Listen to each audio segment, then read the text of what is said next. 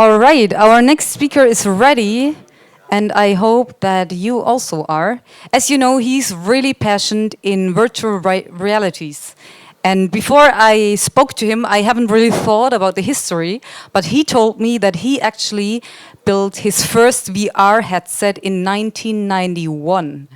So today he is still in the field and he thinks about the question how virtual realities influence our life in the future. I'm very happy that you're here today and please welcome with me Ruediger Hoefert.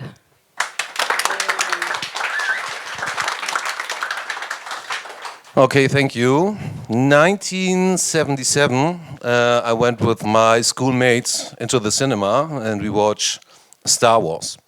We were 12 years old, and as you can think, it was the first of its kind, an incredible movie. The story was amazing. Every boy fell in love with Leia, and every girl fell in love with Han Solo. The special effects were awesome.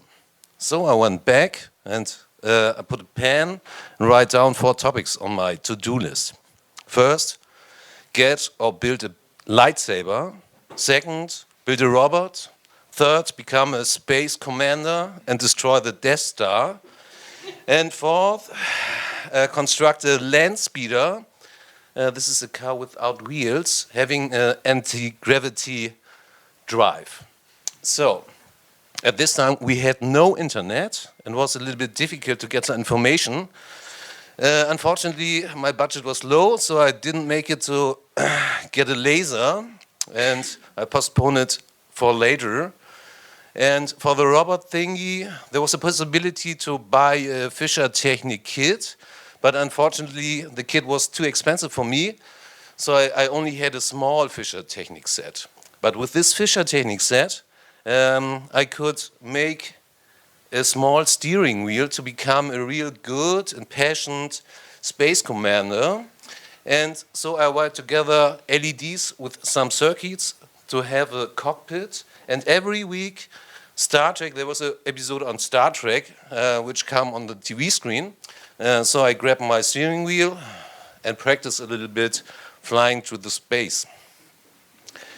For the thingy with the anti-gravity thing, I had a Philips physics kit. And I had a very good idea, I thought, to create a high-frequency electro motor, something like this. So I wired together some stuff, and I put the wires into the power points. And then I get an electrical bam, and I think, okay, it was a bad idea. So I postponed it also to later. 5 years later, the second Star Trek movie came out, and the first time ever there was a sequence which was totally computer generated, and at this time I know, okay, I become a special effects guy working with computers, so writing programs which can do cool special effects. In the meantime, I bought some computers, self-constructing kits, so that I always have the latest stuff and ability to make cool computer graphics. At this time, very low. It was good with if I could make a rotating cube, and every time I switch off the computer, the program were gone. So, yes. Then I studied computer science, specialized in computer graphics and AI, because I also had the robot stuff on my list. And later on, when I was done with this, I started with Steff writing a full rendering program which making some special effects. In 1999, there was a small hype about virtual reality with printed paper. No internet, printed paper, so you can buy the printed papers. And we saw some very cheap approaches to doing virtual reality.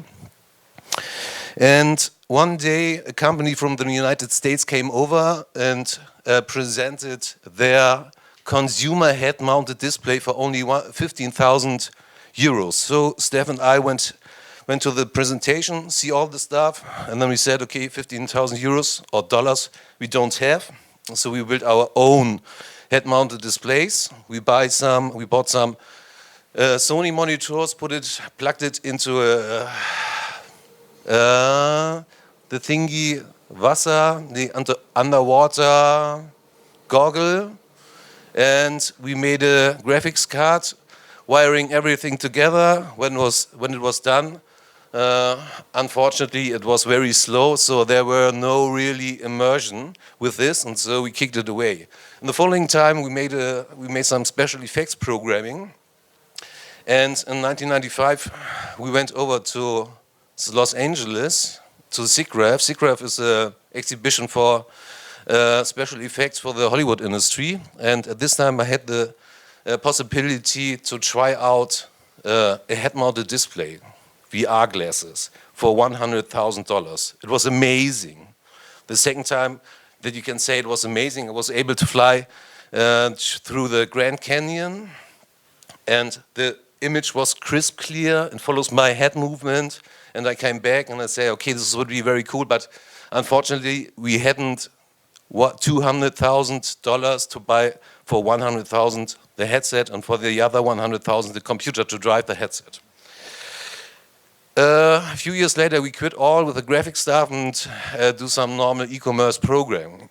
In 2010, we was a little bit frustrated and think about how can we make some cool stuff again. And the graphics market was okay, but not very challenging. And we said, okay, let's build a robot.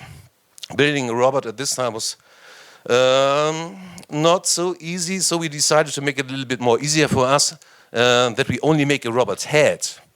The robot's head, and then we say, okay, what is the use case for the robot's head? And we say, okay, we have some old parents. It would be great if we can put the robot into the house of our parents, that the robot can entertain a little bit our parents, and if something went wrong, it maybe can call us, and then we blah, blah, blah.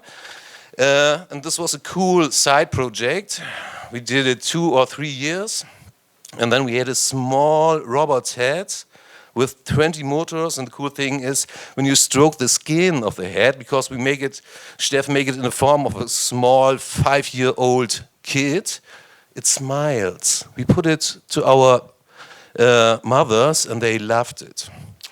At this time, Oculus came out, 2012. We ordered one, we get it, bam. It was incredible, it was awesome. The first time we could see at a consumer level how things are working in the virtual reality. So we made some projects. I get back on my list.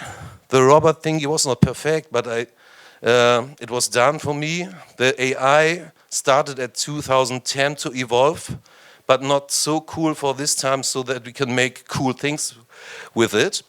But all the other topics, becoming a space pilot, destroying the Death Star, I could do it with VR.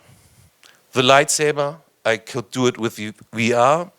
And the only thing, anti-gravity drive, I checked with Google, and there were no chance for me to build the anti-gravity drive. So I kicked this out, and the other things were also done for me. Very frustrating, because the list now was empty. So I asked me, what's next? What will be the next challenge in your life? And I think maybe AI, but maybe, yes, but what are the challenges in the AI? Is something interesting for me or not interesting for me? Maybe virtual reality, but what? In 1966, there was the first head-mounted display developed by a guy, Evan Sutherland. And a few years later, there were some science fiction novels out describing society which lives in the virtual reality. So I think living in the virtual reality, could this be good?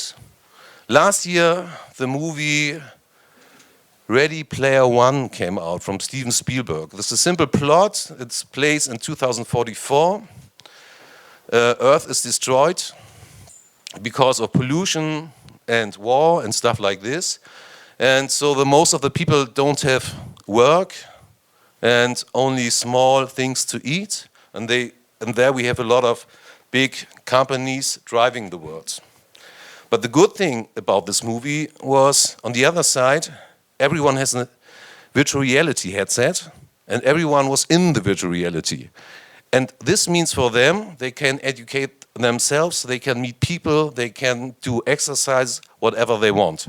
And they can transfer money which they earn in the virtual reality into the real world. And I think maybe this is a cool idea, maybe this is an interesting idea, maybe this could be something for me one day. And then I switched back and I say, whenever I go into a taxi, I ask me, the taxi driver, because Tesla came up and at this time the topic with autonomous driving came up, and I asked me what the taxi driver is doing in 10 or 20 years. Will he be working for Google or Microsoft or Apple? And then I say, I doesn't care because I'm not a taxi driver. AI is evolving, and then a few years later, the other guy said, okay, it starts with the taxi drivers, but your job, maybe, is the next one. So I think, okay, this is bad, because I'm not so bad educated, but maybe an AI will take over my job. So I think, maybe living in a virtual world could be interesting, but what is the industry saying? So I checked out what the industry leaders are saying about virtual reality. And the guy from HTC, Chinese manager, said, no, first the Oculus guy, he said he has two predictions. One prediction is one day in the not very far future, they will have bots, avatars in the virtual world, which are not distinguishable from human bots, not human bots, from human avatars driven from humans, because the AI is very good at this in a few years, that you cannot see the difference. And the second prediction was, everyone knows World of Warcraft, and there will be major big games where you stay not only hours but days or weeks. The HTC Vive guy said, okay, the virtual reality stuff has some great advantage. You can go into the virtual reality, you can educate yourself, you can make business, you can make people, met people, and no one cares because about your looking, about your body, about your race, about your skin, because the people only say,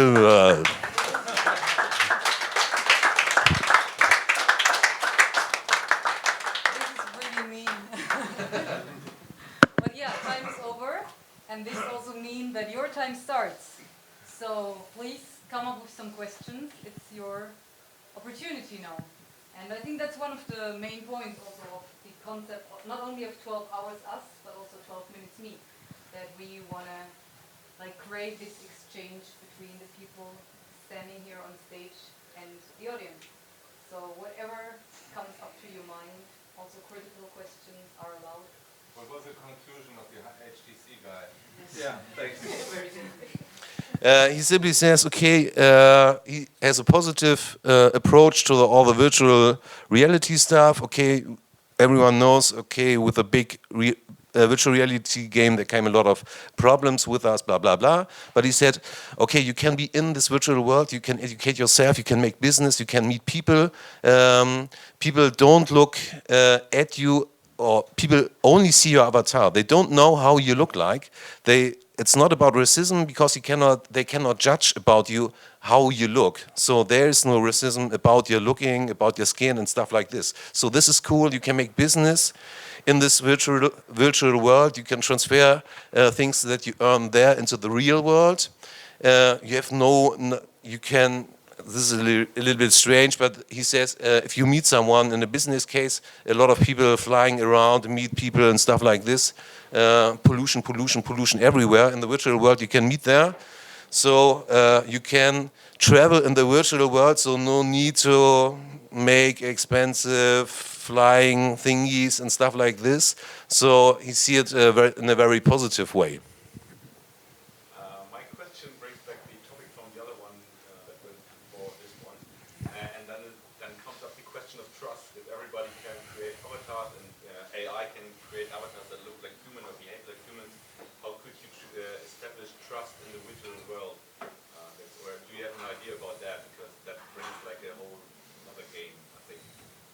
Totally, from my perspective, he didn't say anything about trust. Only in a way, if you are living in the virtual world and you're in the big game, everyone or the company who drives this game collect everything or a lot from you. How you work, much more than Google and stuff like this right now. So this was his point, and his point was not about trust, because if you interact with a human or an AI, makes not so much difference. If you can't see the difference, but it feels good for you, so what is the point? Yes. So when you look at the rapid development of virtual reality, you're saying that it might be possible for us to just meet in virtual worlds instead of taking a flying taxi to meet each other. What is your stance on just living completely in a virtual world, or maybe saying the simulation hypothesis that this is a virtual world? Because if at some point humanity advanced to this stage where what you're describing is reality, who says that we're not an AI in some program? Maybe, maybe not. Who knows? But there are a lot of theories, and I don't know. And I do not really care about this, because for me it's the question: okay, what will be the future of the society? What can I make if jobs are shifting away because of an AI? No one can predict this, if this will happen or not. And what are the alternatives? Can we say everyone gets a few $100 from the government? Is this enough? This wouldn't be enough, because I have to do something with my time. So, and I have to, ideally I do it in a positive way. So I have to think about how can use virtual reality in a positive way, so that I have, me and my family and my people around me have something to do with this time. Martin. My nephews, 14 and 16 years old, actually live in the virtual reality world with World of Warcraft and Fortnite. They stand up at the weekends at 6:30 and go to the computer and be and play. And it's really a hard time for the parents to get them back out of that world. What can we do about it? Why do you want to do something about it? Because I simply think that's not good for them. They just have really one-dimensional perspective in this kind of thing. Okay, to answer your question from my experience, a friend of mine has also a small boy, he's 9, and I know him for a long time, and whenever I'm there, he wants to play with me, which is very, I know most of you have children and or not, I don't know, but this is very challenging because they have a lot of energy. And one day, 3 or 4 years ago, I bring a drone with me. So whenever I go there, I have a physical drone. And then he comes, oh, I want to play with a physical drone. And I say, okay, come on, let's play with the physical drone. I give them the drone, and then he started the drone and fly with the drone. And now I have also the virtual reality headset. I bring the drone and I bring the virtual reality headset. And what happens is he plays with the virtual reality headset and he plays with the drone. The drone is outside, so there are some things which attracts them. But he is in the land side, so he wants to move around. And if they are 14 and 16, maybe you have to find, I don't think that you find something else. Yeah, that's actually what I think as well. I think we just need to have good content and not virtual reality as such, or digital worlds as such are bad, but bad content is bad. Yes. All right, that was your time. That was your talk. Thank you very much for being here, for sharing this.